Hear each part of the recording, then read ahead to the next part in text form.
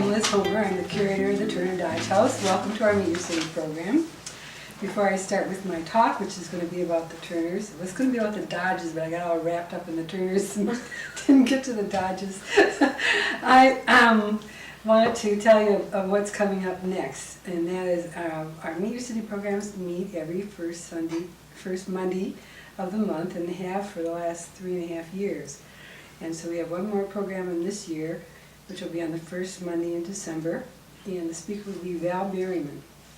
And he is the curator of MSU Museum, but of special interest to us is that he is a wonderful collector of Santa Claus memorabilia and Christmas memorabilia, and plus having all the collections at the MSU Museum, and he's a member of a group called Golden Glow of Christmas Past. And as you know, everything on earth has a collector's group, and I imagine a really fun one would be Golden Glow of Christmas Past. And so they are going to join with Val in doing the decorating of the house this year. And they're going to call it Christmas Through the Years at Turner Dodge. And what they plan to do is take each room and decorate it according to one of the periods in the house's history. Like we're in the receiving hall now, and they're going to decorate this in the 1990s style. And they'll have the music room in the 1940s, World War II, Blue Star flag, that kind of thing. And in the dining room, they'll have it decorated in the gay 90s or in the 1900s, and that will have the dishware of that period, which was, they have Christmas decorations from that time, holly ware and that sort of thing. And then upstairs in the boys' room, it will be World War I decorations and toys from that period, and in the girls' room, Depression era, and in the guest room, mid-1980s. And then in the ballroom, we're going to have 1950s with these tinsel trees. You remember the tinsel trees? Well, we're going to have those. So it should be really fun. And then we'll have music on the weekends, Saturdays and Sundays, and we'll have tea. We're going to serve tea, and we'll have children's story time. But you can come during the week, so the hours will be Wednesday through Sunday from 1 to 4, and it'll be those first 3 weekends in the first 2 weeks before the Christmas holiday. What time is the open house for Friends? The Friends. Yes. Well, this is going to be different this year, Okay. because it's going to be a preview of the opening, and it will be on the 6th of December, and it will only be for friends. However, it's going to be quite a bargain, because if you join the Friends, you can come to the party free. And it's going to be a really wonderful party, I think. So I'm glad you asked. Okay.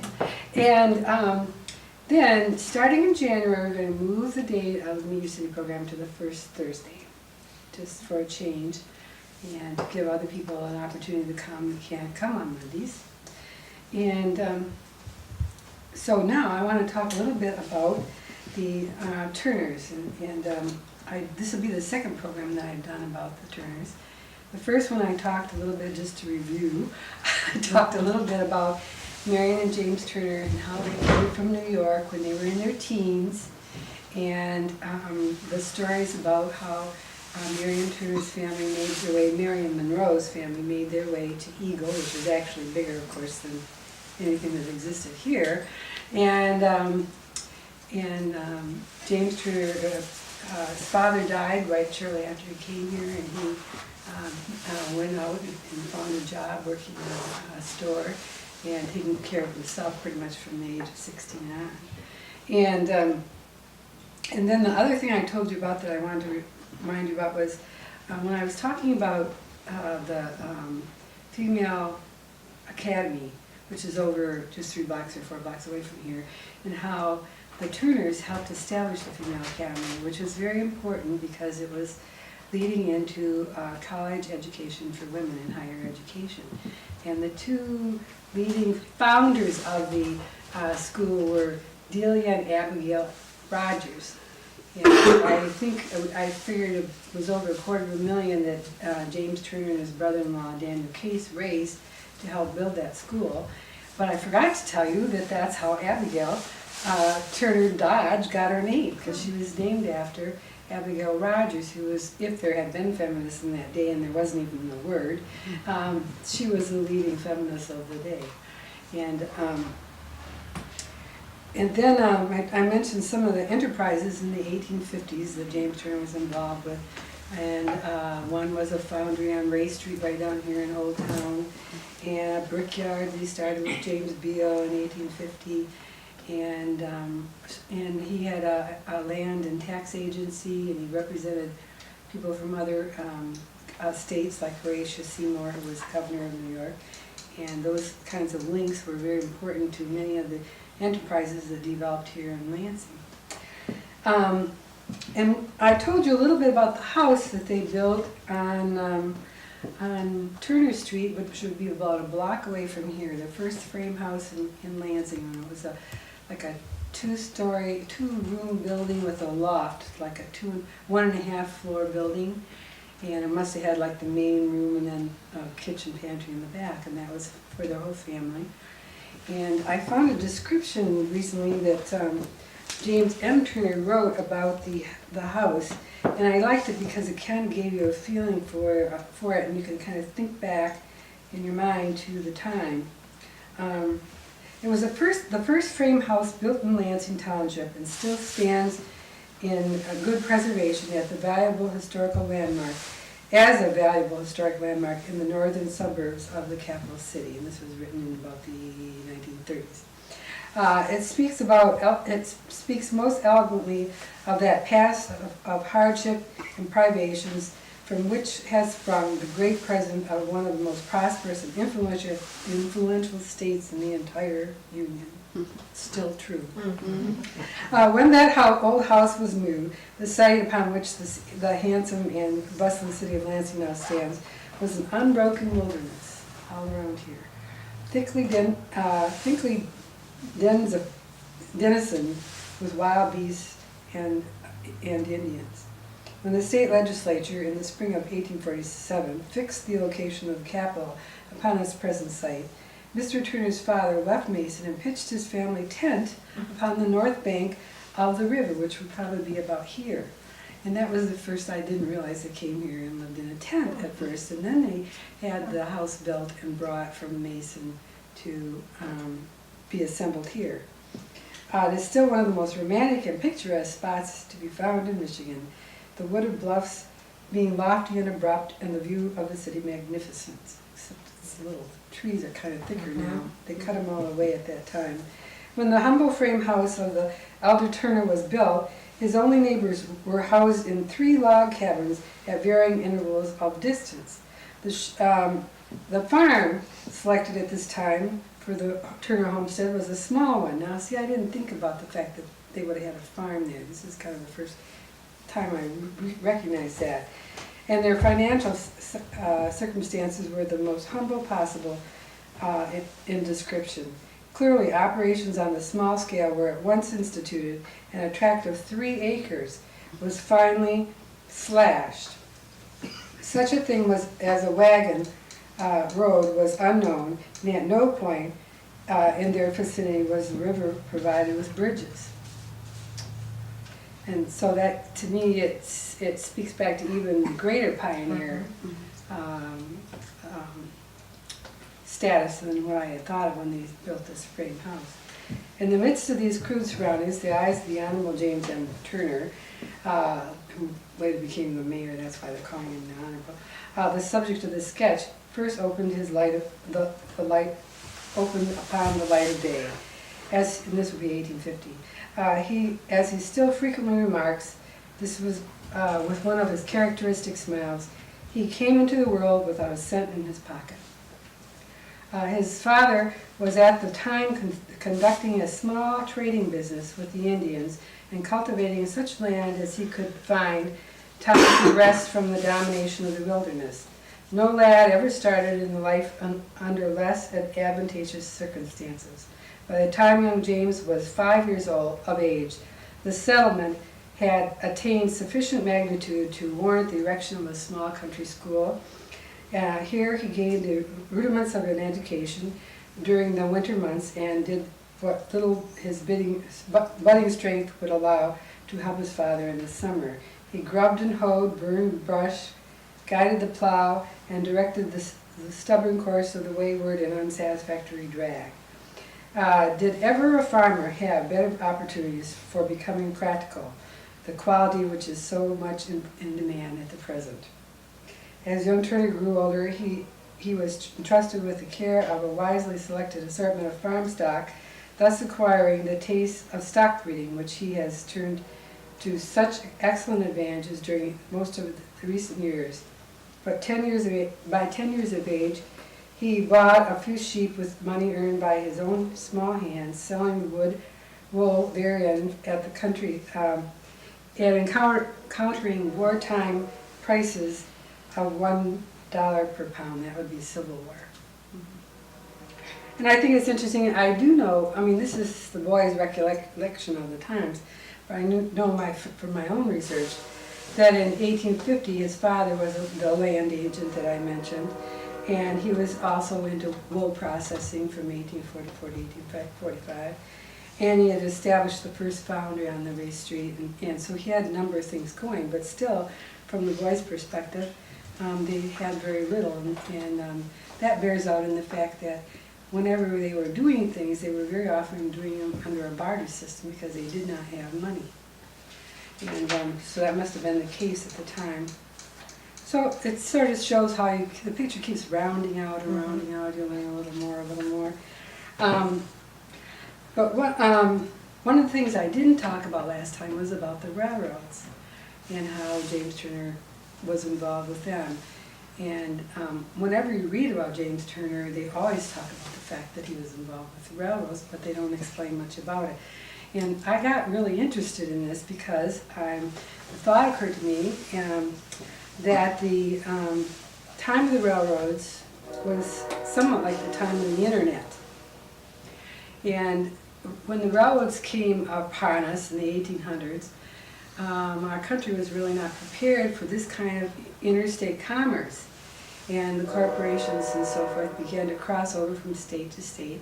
And what it did was start the beginning of a bigger government and more government regulations in order to control this involvement and change in corporate life in our country. And the same thing could be, I don't know how far you can carry this out, but could be said about the internet, because now the internet has changed in the past 10 years where corporations can now cross countries and can easily do business from one place to another and have become so big that now some of them are bigger and stronger than our countries. And so to look back and see kind of what happened in the railroad period, I know it isn't going to give us a lot of instruction about what to do, but it does have some parallels in time. And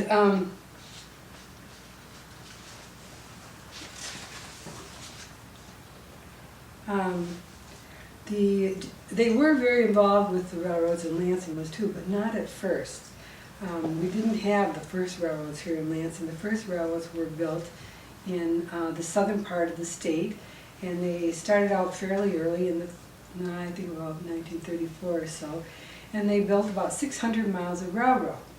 But then there was a change of view about railroads, and I got into this because it's sort of, it's sort of like I could see us today with similar kinds of problems happening in our modern world. People got furious at the railroads because what happened was that the trains were rushing around in the farmland, killing livestock. And this is particularly true of the Michigan Central Railroad, which is the main big railroad that had been built.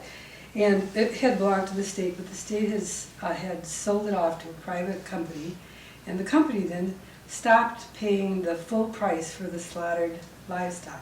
The state had been paying the full price if they killed somebody's cows or whatever. But the company started only paying 50%, and this just enraged the farmers.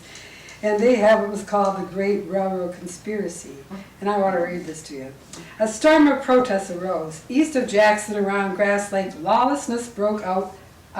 Wood piles were burned. Freight cars were derailed. Heavy obstructions were placed on the tracks, and engineers and firemen were targets of guns in the hands of enraged farmers. In the autumn of 1850, the freight house of the railroad in Detroit was burned. In autumn of 1850, the interference became so serious that detectives were hired by the railroads to discover the ringleaders and bring them to justice. The following April, through revelations by the detectives, 2 ringleaders and 35 others were arrested at Michigan Center near Jackson. A trial lasting until September followed the arrest. It was a remarkable trial, probably not televised, but with the best legal talent available engaged by the opposing sides. I'm sure it would be if it happened now. Senator William H. Seward of New York was retained by the defense for the defense of the farmers. 2 of the chief defendants died before the trial was over. 12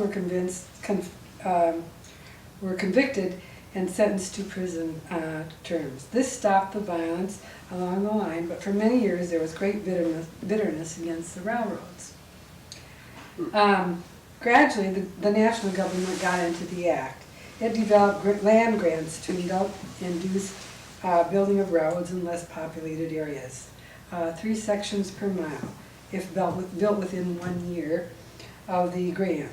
Also, government property and personnel had to ride for half price.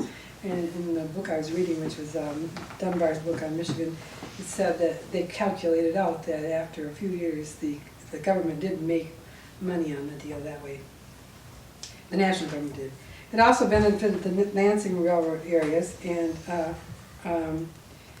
in the Michigan Pioneer and Historical Collection for 1907, it was said Michigan received 3 million acres of grants for the building of 1,000 miles of railroad. As the 1850s moved along, every town and hamlet had ambitions to have a railroad come.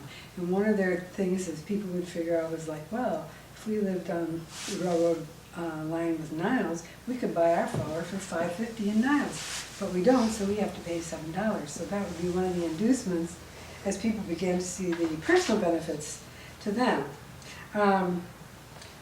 But there was another thing besides the livestock problem that we had that slowed down the building of railroads here, and that was that there was a plank road craze going on. And everybody was building plank roads, particularly in Michigan, and James Turner got involved in building the plank roads. And that was really important to us because there was no real way to get from here to Detroit, and of course we're the state capital. Mm-hmm. So he got involved with a group of people who got a charter in 1850. And he was not one of those who obtained the charter, but he was employed by them along with his longtime associate H.H. Smith, who started right out with him in the beginning when he lived in Mason, and they were always involved in various enterprises together, and Charles Seymour, another of his friends.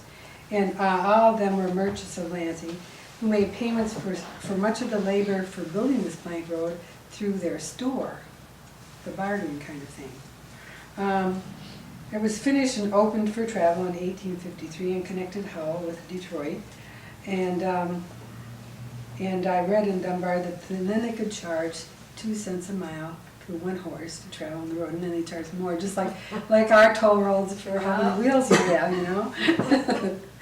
And I did come across a picture of a toll road. I don't know if you can see it, but they would have the width of the boards was supposed to be 10 inches. This is regulated by the state law, and 3 inches thick in the middle part.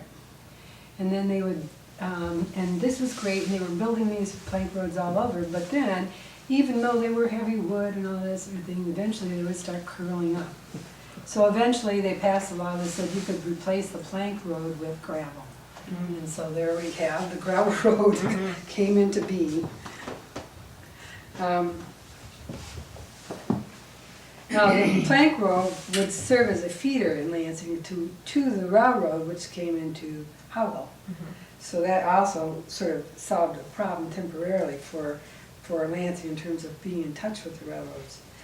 By 1855, the Michigan legislature passed a general incorporation law for railroad companies, which was eventually used by James Turner and his friends.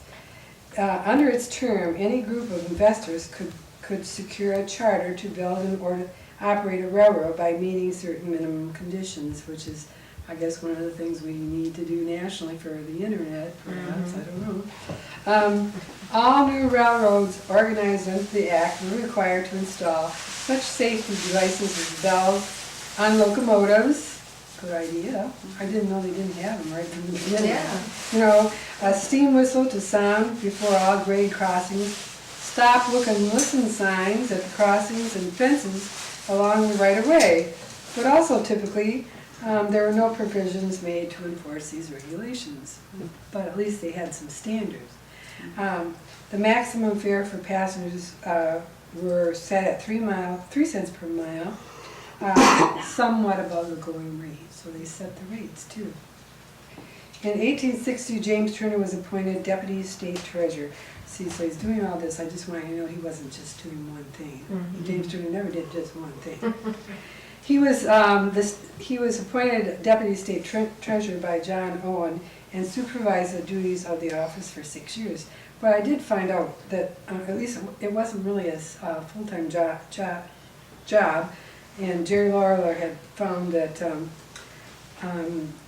he was paid between $800 and $900 a year and had office hours from 8 to 4 and 1:30 until 4 on certain days. So, you know, it was a job that helped him because he had family and it gave him cash. In 1864, then, he originated the project of a railroad from Jackson, which was subsequently known as the Jackson, Lansing, and Saginaw Railroad, and devoted the greater part of his time to successful prosecution of that work. I'm reading from one of the books on Lansing's history called Past and Present. He was treasurer and land commissioner of the company from its organization until his death. And he was also interested in the construction of a railroad from Ionia to Lansing, of which the company he was treasurer, superintendent, and a member of the first board of directors. And then I'd like to pick up on this piece from James M. Turner, because he's a pretty interesting person, and I think I'll have a little bit of time to talk about him. He, by having his father so involved in all this stuff, began to work for his father's enterprises. He had, let's see, he must have been about 16 or 17. After 2 years of life and working for his uncle in a grocery store, he entered the land office of the Jackson, Lansing, and Saginaw Railway Company, his father at this time being the land commissioner for the road. Young Turner was placed in charge of the field notes and surveys. The elder Turner was building both the Jackson, Lansing, and Saginaw Road and the Ionia Lansing roads, and his son was given charge of the construction of the latter. And I thought about that and I thought, good grief, how could they do that for a 16-year-old kid? But if he was like his father, he was really big. You know, he looked like his father, had a big walrus mustache, and probably could pull it off with his father as backing him, and he was a very smart kid. But there came a dark day for the Turner family, as dark days come to most in the world. When James was 19 years old, the father fell ill and died, leaving an estate the total value of which was less than $200. Now this doesn't quite jive with some of the other research we did. And then James went on and became the paymaster of the Ionia and Lansing Railroad that his father had helped start. And he also then got into a position where he became a land looker for the railroads, which set him in motion for becoming very involved with lots of the enterprises in the northern part of our state, including the mining that went on there. And really, to make a long story short, he became a millionaire. His father did not, but he did. And the other interesting little note I found when I was reading about his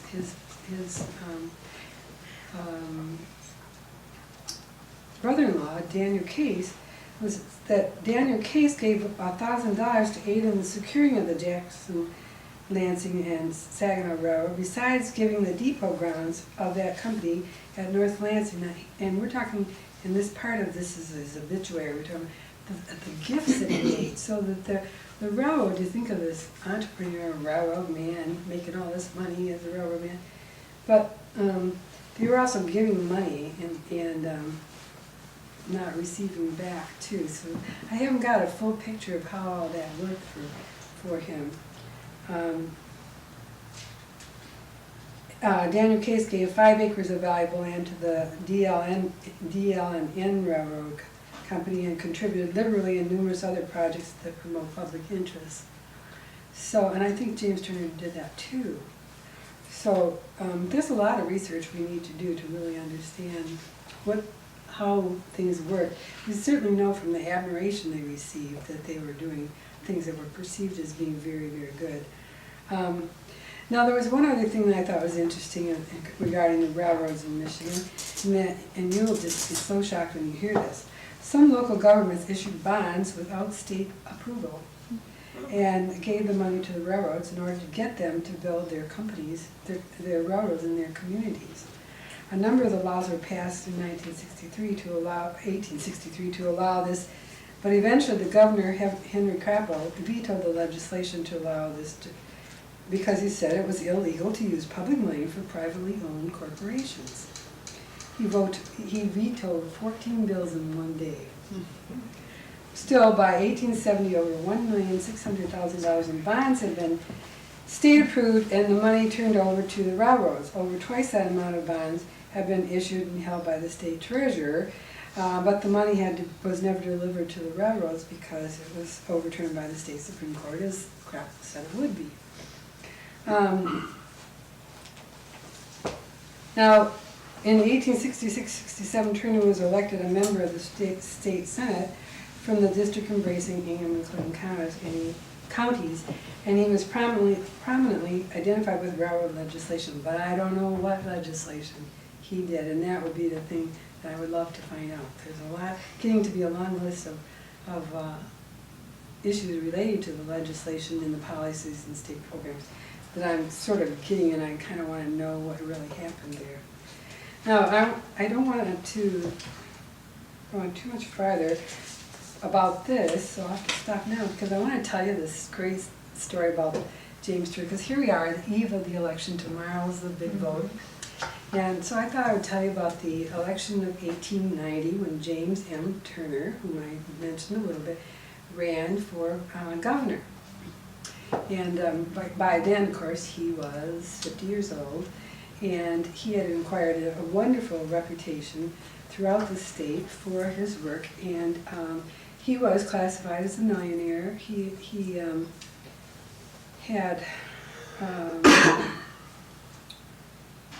done all this work in railroading and then developments of mines in the Upper Peninsula, so people up there knew him, and evidently he was highly revered up there. So he had a good voting base in the state, and so he ran as a Republican in this election, and then it starts out with wonderful news articles about his life story that I was reading a little bit from, and his contributions and so forth. But then things started to turn ugly. And talk about a dirty election. It was so bad, and we're talking only about the primary. They had someone from, well, one of the things I didn't mention but I had before is that the family was always involved with the School for the Blind, which took the place where the Female Academy had been. And James Turner had been on the board, and so was Daniel Case, and so was James M. Turner. Well, the story came out in sort of a dribbled out kind of a way that James Turner had made money for himself in some kind of undisclosed way by selling bricks to the School for the Blind. And so I have been down to the Bentley historical files down in Ann Arbor, where there's a big notebook and it has all the clippings from this time, and you can read this stuff and you go, ooh, you know, but you can't photocopy it. It drives you nuts. And but there were all these accusations, and then James Turner would have to get people to come out and say, no, this could never happen. I served on the board, or I was the president at that time, and you know, there is no TV and there is no radio, so you have these letters to the editor and these pronouncements, and various editors giving their opinions, and then the opinions being reproduced in other people's newspapers and that sort of thing, trying to counteract this kind of smear tactics. And then down in Detroit, and of course you remember this is the period of Prohibition, it's still strong in Michigan, and there was a paper that came out and said that James Turner was a liquor man. Very bad thing to be in Detroit. And so he had to attempt to counteract that. One of my favorites is this, that was a little crappy little thing that they did, and that was at the convention, out in front of the convention hall, which I believe was in Grand Rapids that year. There were letters found on the sidewalk. And the letters purported to say, be from this man in Eaton Rapids, who was a member of the Populist Party, I believe. And he was trying to get James Turner to give him $300 to run for office, for state representative, and he would turn his votes of his party group to James Turner. And it would be kind of like the Granholm thing with the letter that never arrived, but still it's her fault. And so this is one of the kinds of things that went on at the convention. And the other thing was that the governor, Governor Luce, was supporting a man named Rich, who was a farmer from Lapeer County, and he wanted him to be in, and so did McMillan, who was the senator. And on the other hand, Senator Palmer wanted to have James Turner in. Now, I personally believe that if Senator Palmer was for James Turner, he had to be okay, because Senator Palmer, in my book, Palmer was one of the really high-class senators of the times. He supported women's suffrage and was the first to speak in Congress for women's right to vote. And so I got really interested in him, and I figure if you can tell people by their friends, this would be a wonderful person to have for a friend. And let's see, I had some notes from this. Oh, here's a statement by Howard Lowy trying to counteract this smear about the School for the Blind. I state positively, unequivocally, and absolutely that I never derived in any way, he's quoting James Turner in the record, the Howard Record, which is this paper. I say positively, unequivocally, and absolutely that I never derived in the way of profits $8,000 or 8 cents or 1 cent or any sum at any time from or through a sale of any materials to the School of the Blind during, before, or since my connection with that institution, and I challenge the world on this proposition. And then here's another one. The Detroit Journal is pouring its vials, this is in one paper, the Land Sentinel. It's talking about the Detroit Journal is pouring its vials of venom upon the head of James M. Turner, which will have the effect, unintended of course, of putting Turner several notches ahead in the race for the governor's chair. The Journal would be, I can't read that word, and have far more influence if it would come out flat-footed for the Prohibition Party. In other words, it's dumping on James Turner, but it's really for Prohibition, so it's not, and then the State Democrats said, the State Democrat is politically just what its name implies. But we are at liberty to say, and we are morally bound to say, that when James M. Turner's character as an honest, upright, public-spirited citizen is assailed, the venom, the vermin who do it are gnawing at a file.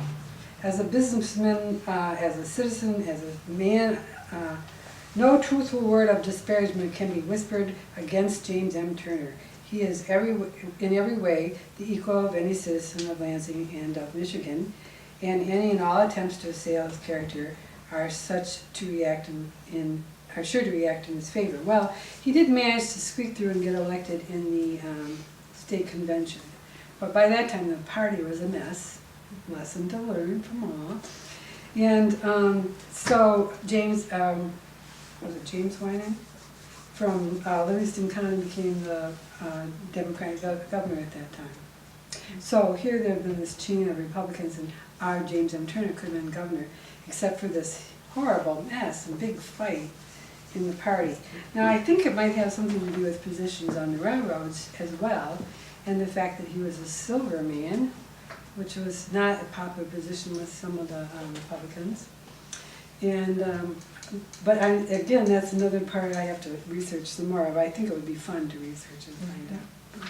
So there's so much more to learn about this family, and you can't really go on forever. And someday I want to talk about Frank Dodge, because he is really interesting also. But we need to come to an end. And are there any quick questions or comments? Bridges. You mentioned earlier that there weren't any bridges anywhere. How did they get across the river? At the very beginning, At the very they used the beginning. river was for boats. And then eventually they built the dam there. And then, it wasn't too late in the history, but we're talking about when they built that frame house, which was at the very beginning. There weren't any bridges, but there soon was a bridge at Michigan Avenue, and then there was one down here because of the dam being here. And then eventually one at Shiawassee, so they did develop the bridges. And then there would be horrible floods, and they would wash out the bridges. Well, any other questions? Yeah. It's fun to share with you. And come next December, or for our next meeting in December, and hear Val Behrman talk about some of his collections and the things that will be on display in the house at Christmas time. Thank you. Thank you.